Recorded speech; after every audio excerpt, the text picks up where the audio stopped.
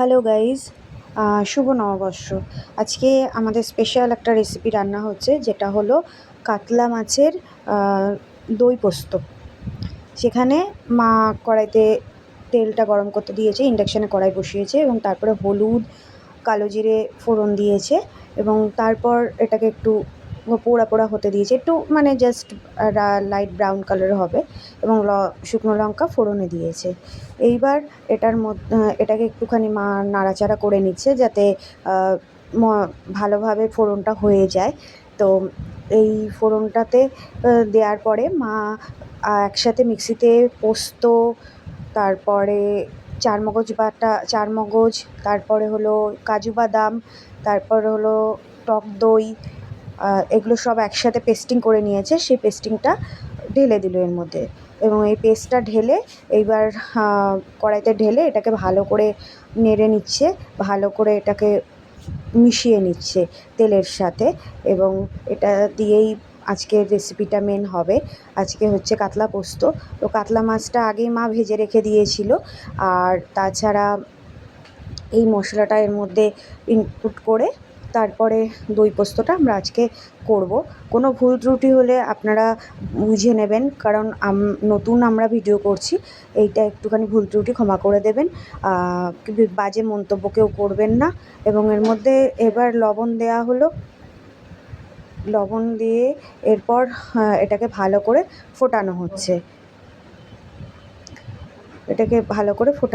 এবার এটা ঢেকে দেওয়া হলো, ঢেকে দিয়ে এটাকে খানিকক্ষণ ফুটতে দেওয়া হলো, যাতে গ্রেভিটা ভালো করে ফুটে যায় এবং ফুটে গিয়ে যেটা একটু থকথকে টাইপের হয়, সেটার জন্য এটাকে ফুটতে দেওয়া হলো। আর আজকে নববর্ষের দিনে কার কী প্ল্যান অবশ্যই জানাবেন কমেন্টে। আমারও আজকে নববর্ষ দিনটায় বেশি কোনো প্ল্যান নেই, এরকমভাবেই নববর্ষের দিন অন্যান্য দিনের মতনই কেটে গেল।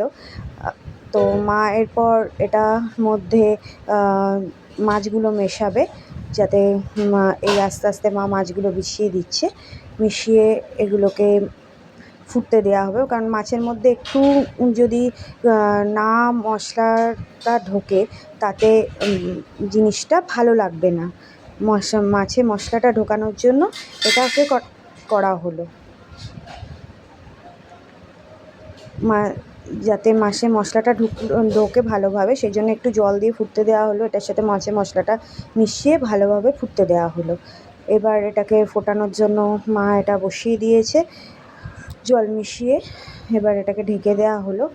খানিকক্ষণ বাদে ঢাকনিটা খুলে দেখা হচ্ছে। এবার টক দইটা মায়ের মধ্যে আবার আরেকটু টক দই অ্যাড করে দিল, যেহেতু কাতলা দই হয়েছে সেই জন্য আরেকটু দই অ্যাড করে দিল, যাতে এর মধ্যে ভালোভাবে দইয়ের ফ্লেভারটা আসে। সেই জন্য লাস্টে মা টক দইটাকে ফেটিয়ে এর মধ্যে ঢেলে দিল। এবার এটা প্রায় রেডি। এটাকে এখন শুধু সার্ভ করার পালা রয়েছে, কারণ একটু ফুটে উঠলে এটাকে সার্ভ করে দেওয়া হবে। তো মা মেয়ের সংসারে এটা আরেকটা ভিডিও।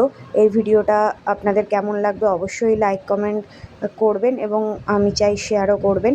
এরপর এটা হয়ে গেছে। এইটা হয়ে যাওয়ার পর এটাকে আমরা এবার নামিয়ে দিচ্ছি বাটিতে, যাতে এটা সুন্দর করে আপনারা দেখতে পারেন কেমন ভালো হয়েছে কি খারাপ হয়েছে, সেটা আপনাদের মতামত। কিন্তু প্লিজ বাজে মন্তব্য করবেন না, আমাদের ছোট্ট প্রয়াস এটা, দেখে বলবেন। Thank you. দিনটা শুভ হোক আপনাদের।